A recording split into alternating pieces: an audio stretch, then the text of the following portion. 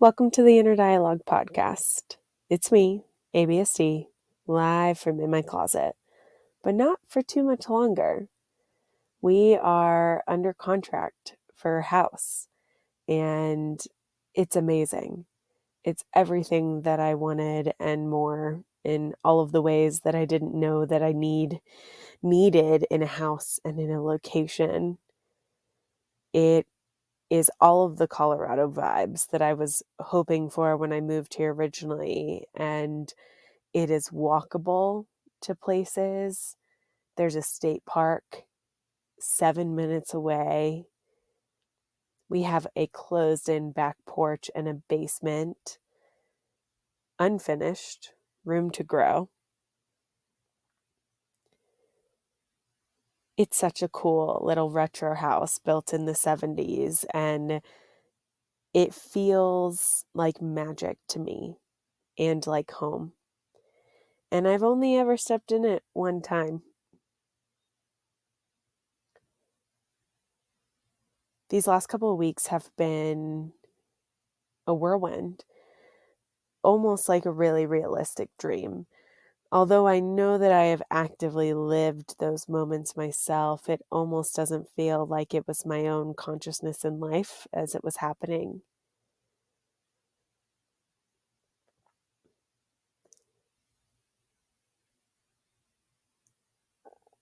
I titled this episode Finding My Way Back. When you log in to record, they ask you for a title. And yeah, that is not set in stone or a binding contract. But it does feel like what this episode is going to be. We got home a week ago today from our family reunion cruise in Florida, and that flight back, that journey back was hell. Then we get back and both of us test positive for COVID, and I have been actively really ill for the last week. Our flight on Saturday night last week was meant to take off at 10:25, but impending weather rolled in and stopped the flight that our crew was on from actually landing in Tampa. So our flight got delayed till 1:45 a.m. and then ended up getting canceled because that plane couldn't land in Tampa because there was so much weather that it was diverted to another airport a couple hours away.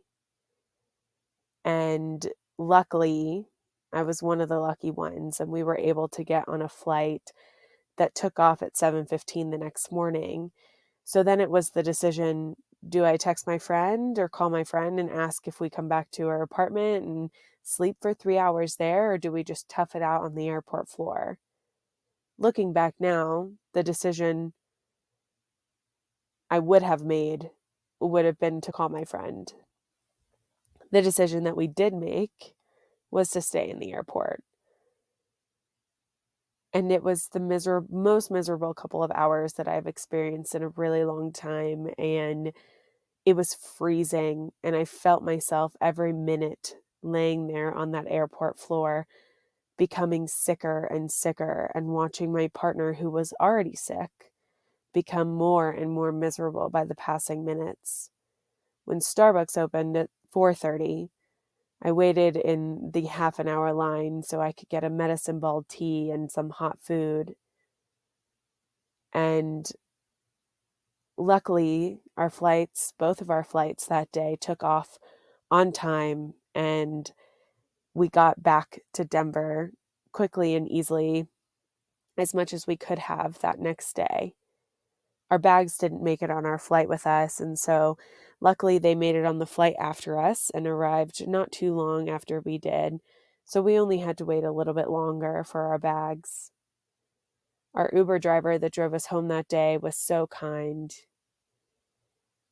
When we got home and got to see our little puppy for the first time in 11 days, after she had had to spend the night alone because we got stuck in the airport, luckily our dog sitter was able to come over that next morning and feed her and take her out and give her some love while we weren't able to be there.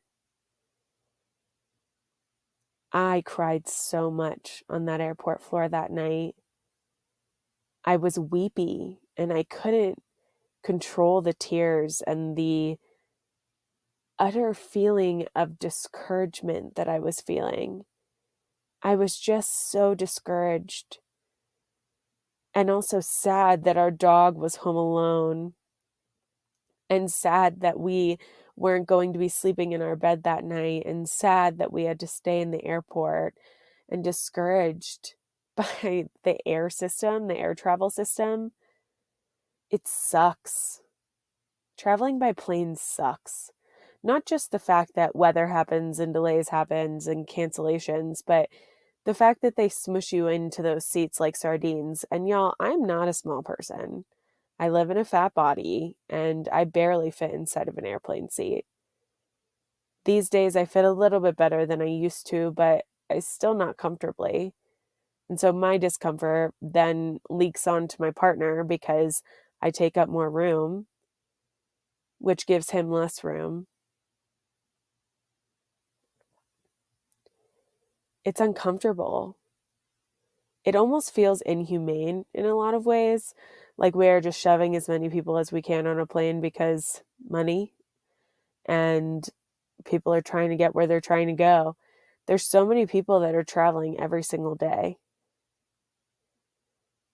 How fucking awesome would it be if we actually had railway systems in our country that would be able to take people from place to place and without having to use air travel?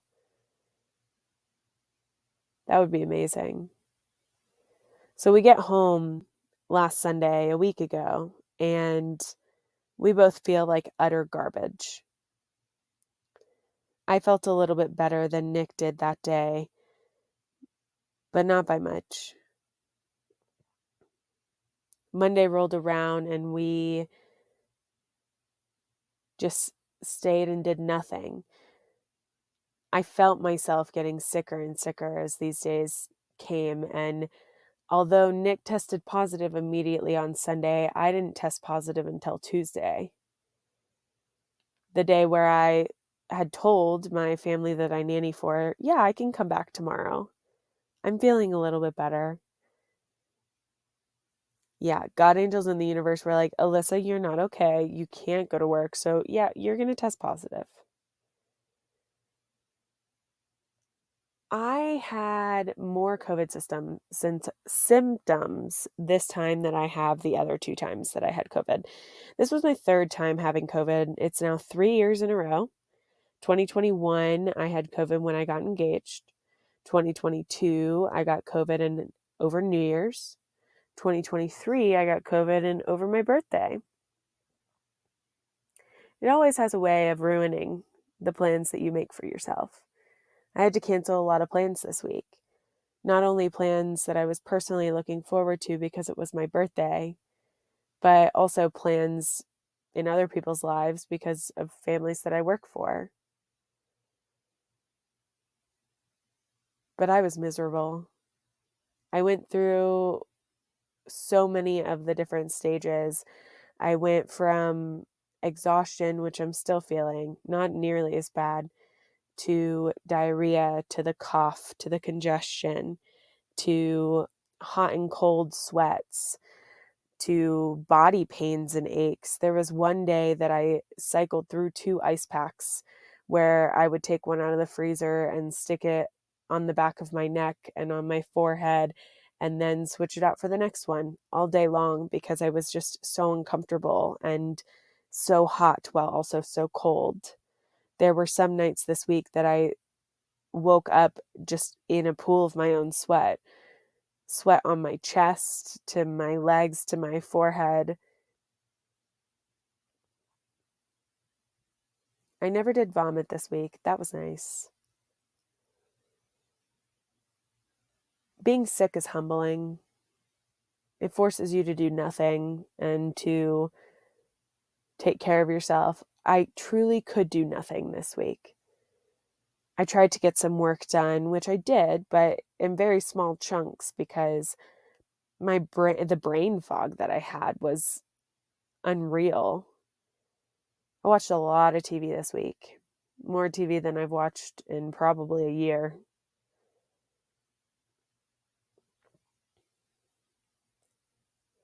I started the show Sweet Tooth. It's really good. You can tell that they based it somehow a little bit off of the idea of the pandemic that we had. But then it's in a post-apocalyptic world with hybrid children. So it definitely is not anything like the pandemic we had. It's a really cool show on Netflix. Highly recommend.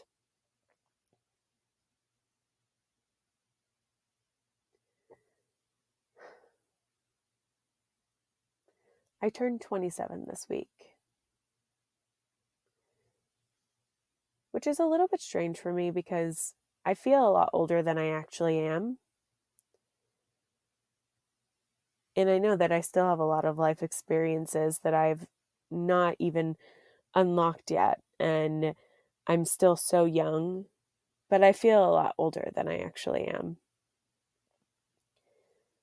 Maybe a piece of that is who I choose to spend my time with.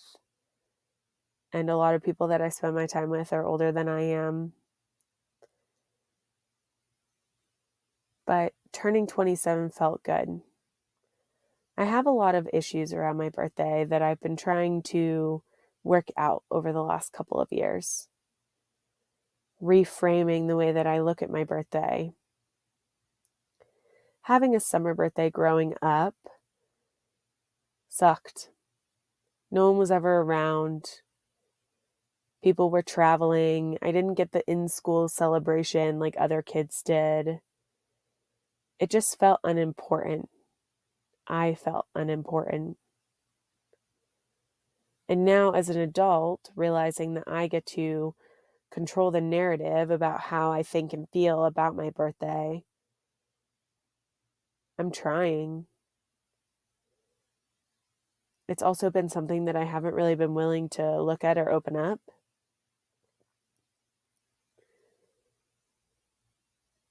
It also amazes me how little we say happy birthday to people any longer. I appreciate all the birthday messages that I received, but also it surprised me of how few people reached out. I have journals back from when I was a kid where I had a list of every person that wished me a happy birthday that year because I just felt so alone.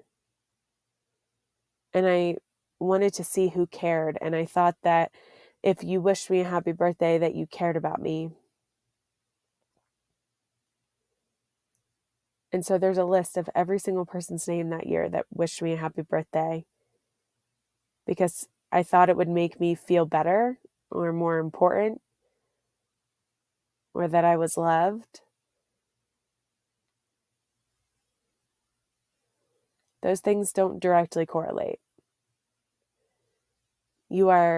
I am loved no matter how many people tell me happy birthday.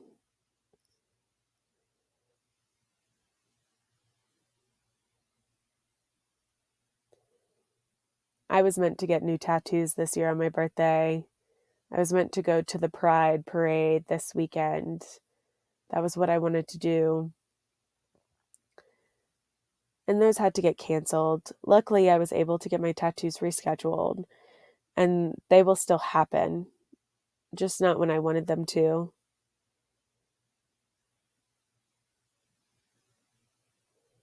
Life has a funny way of changing plans on us.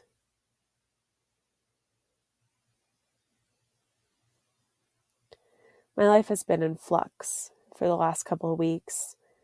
With being in the process of buying this house, a lot has happened. After we got our inspection back, there's a lot more wrong with it than we originally thought. It needs a whole new roof. It has a lot of moisture in it and mold, and so it needs remediation. It needs to be mitigated because of radon. There are some electrical problems. The dryer is not actually venting into anywhere but into the house, which just is not safe, which is creating moisture.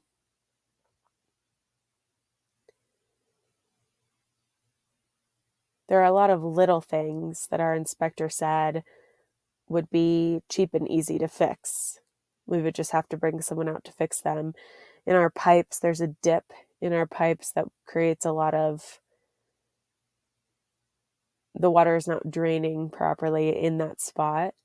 It's not concerning right in this moment, but will be concerning in the future. Something we'll need to fix. The fireplace doesn't actually work. We'll have to get that fixed.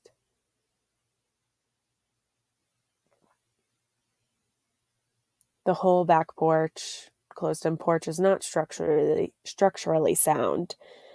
And we knew that, but hearing it on an inspection is a little different.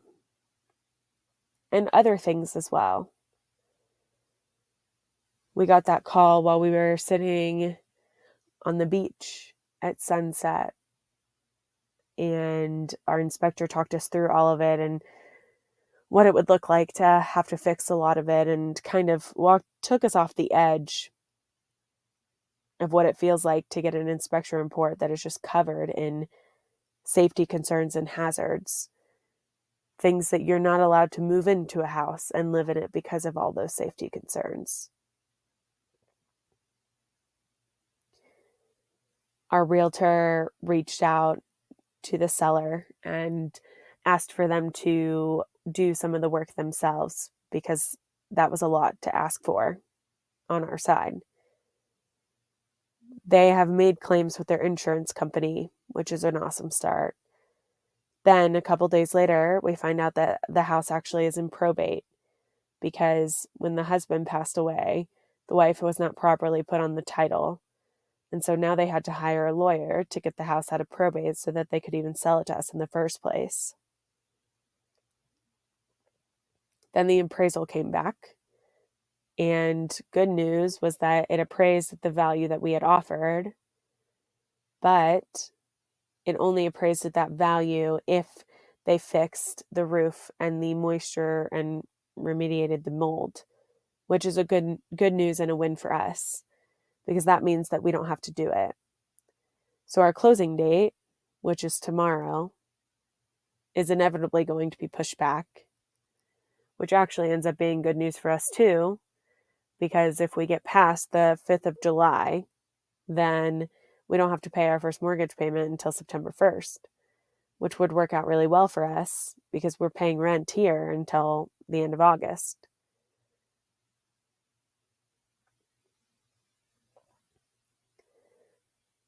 It's all in flux right now. And not knowing when we're going to be able to move into our house or when those things are going to get fixed. We're still waiting on the insurance company to get back to them. And so the roof and the mold can't be scheduled until insurance gets back to them to schedule it. And then the appraiser has to come back out after the house has been taken out of probate and the work has been done to make sure that it's still appraising at the value and to make sure the work has been done. I'm just so ready. I'm so ready to start the next season of my life. I'm so ready to be in our new house, in our new city with endless possibilities. I find myself looking at a map all the time of what is by us and around and things that I can walk to or places that I can go. I'm excited to be able to recycle again. I'm excited to start composting. I'm excited to start planning what colors I want to paint the walls and just the fun Alyssa touches that I want to do in our house. But it's hard to plan when you're not in it, when you're not seeing it.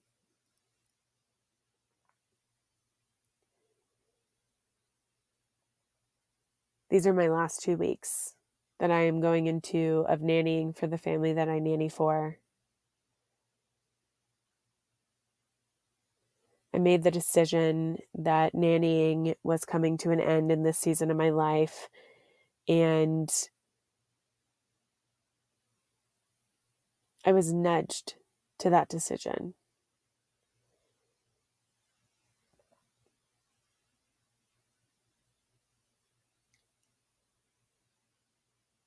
And I feel scared. I feel scared.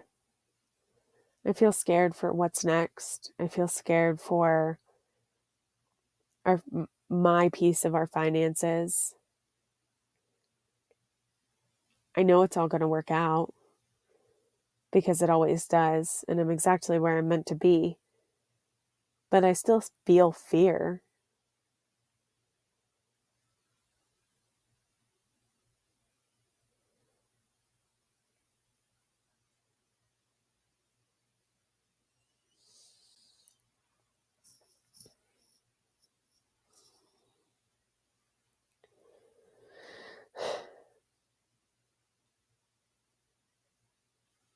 It's been a while since I have done a podcast episode. I was editing one before this, and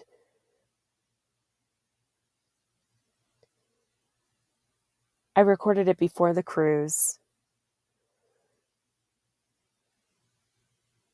And the amount of imposter syndrome that I was feeling before the cruise is something that I still am feeling, but I just haven't felt in a while because I haven't been home to feel it. But I think I was experiencing it on our trip as well, but didn't have the words or the space to acknowledge it.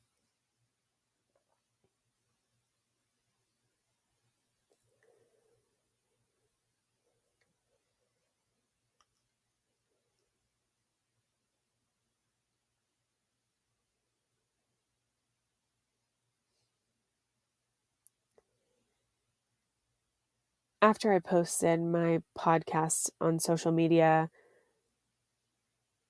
I felt like someone had wiped the rug out from underneath me.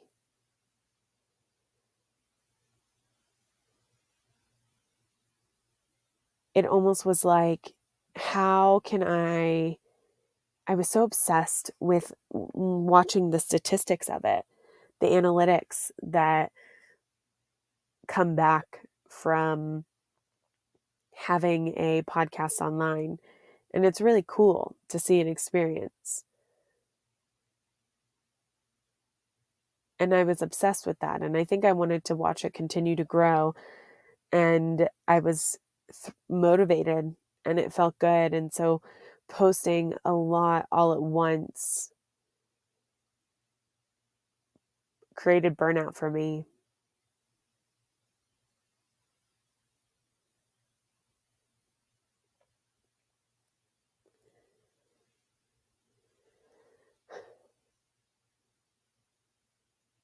And now I just don't know what this is. I don't know what I want this to be. I thought I did.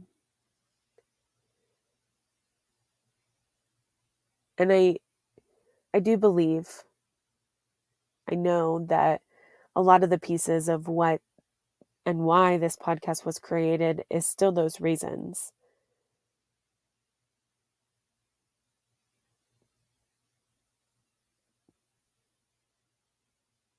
But I don't know how to get back to that.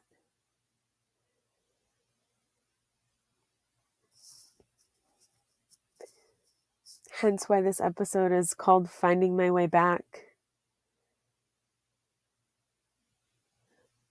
There's just been so much happening in my own world.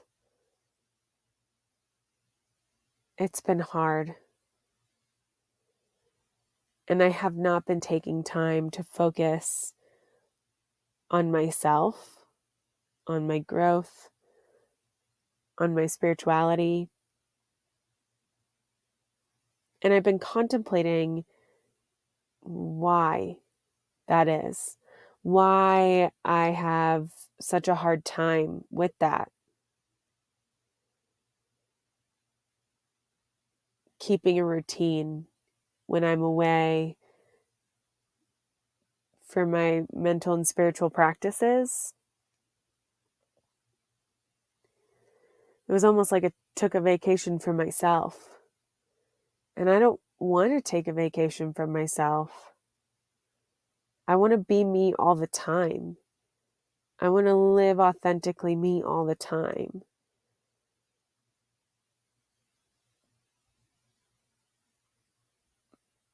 So I'm still trying to figure out why.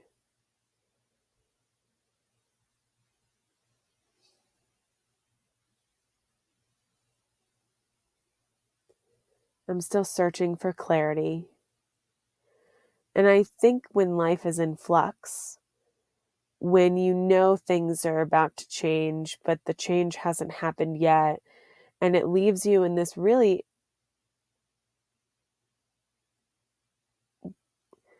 horrible place. I don't know if horrible is the right word.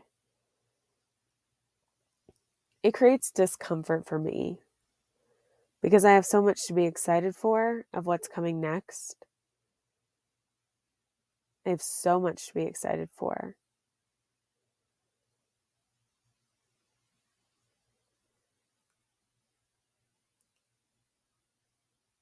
But now I just have to be patient and wait,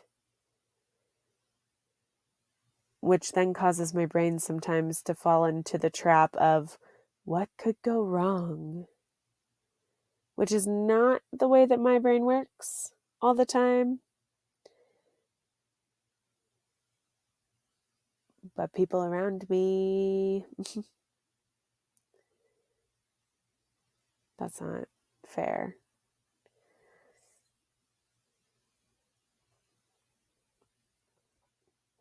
My brain does like to go through the scenarios of all of the things that could go wrong, but I'm working on rewiring away from that.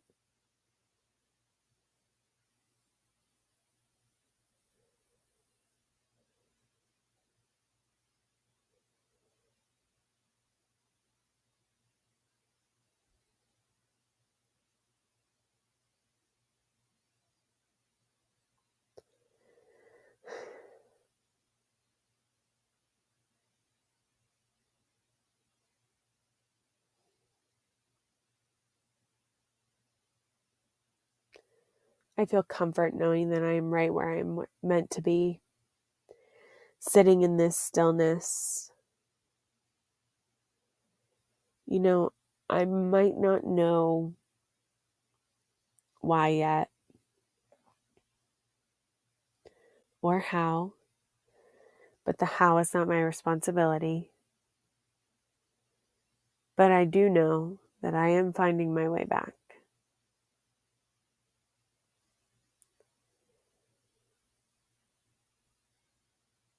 I'm not sure exactly what this podcast is meant to be yet. And that's part of it. I'm not here for perfection, but I'm here for growth. It's part of inner dialogue space. That's part of just starting and figuring it out as I go. And I have forgotten to give myself that permission as of late. Because now that there are other people listening, I feel like I have to have my shit together. Y'all, I don't have my shit together. I'm never going to claim that I have my shit together. Maybe one day, but not today. I don't. I don't have my shit together. I am constantly finding ways to put my pieces of my puzzle together. But I think that's what makes us human. And that's part of the beauty of living a human life, is not knowing what's going to happen next, but doing everything in our power to live in the present.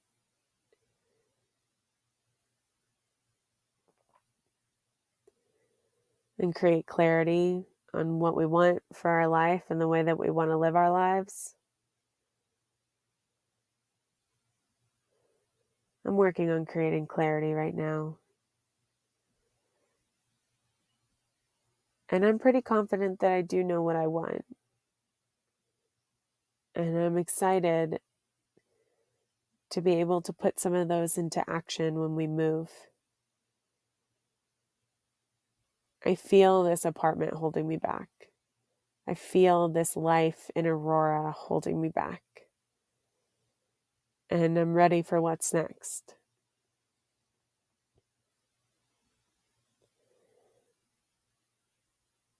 Mess and all.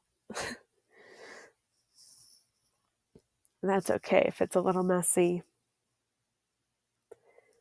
It's okay. Life is more fun when we're allowed to create a little bit of a mess. Everything is figure outable.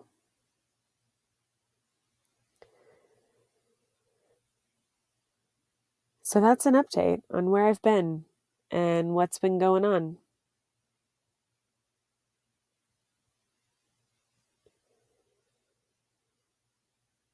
I did test negative today, and that felt good. I woke up this morning feeling better than I had all week, which is the hope, to be feeling better and better every day. And I feel ready to go back to work tomorrow and work my next 2 weeks, my last 2 weeks, with my precious baby that I nanny. And throughout the 2 weeks to get updates on our house, and to hopefully sometime soon have a closing date that feels actually realistic and that will stick, to see the work being done on the roof and on the mold, and to be able to get out of this fucking apartment. So ready. Wherever you are in your life right now, whether you're in flux or the seasons have just changed and good or bad has come into your world, life is constantly changing. Life is meant to be constantly changing.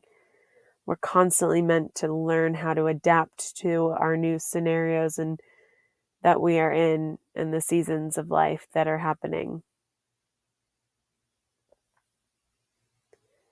I encourage you to be present in the moment that's happening now, knowing that what is coming is going to come, whether you sit and worry about it all day or sit and be excited about it all day. Living in the present moment is the moment that we're meant to be in now. And I'm trying to practice what I preach. Because y'all, if I don't, then that imposter syndrome is going to come back tenfold. And so I'm working in my life to be more present. And I encourage you to do the same.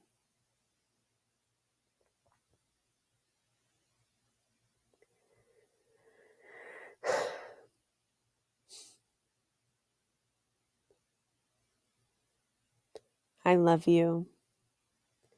I'm proud of you. Thank you for sitting in this space with me today. Allowing me to be me authentically.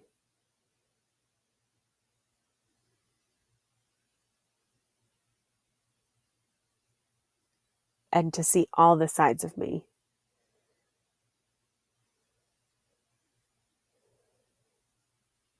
Remember, you are loved more than you know. You are beyond beautiful, and you are worthy of all of the desires that are placed on your heart. You are enough. You are enough. You are enough. I love you.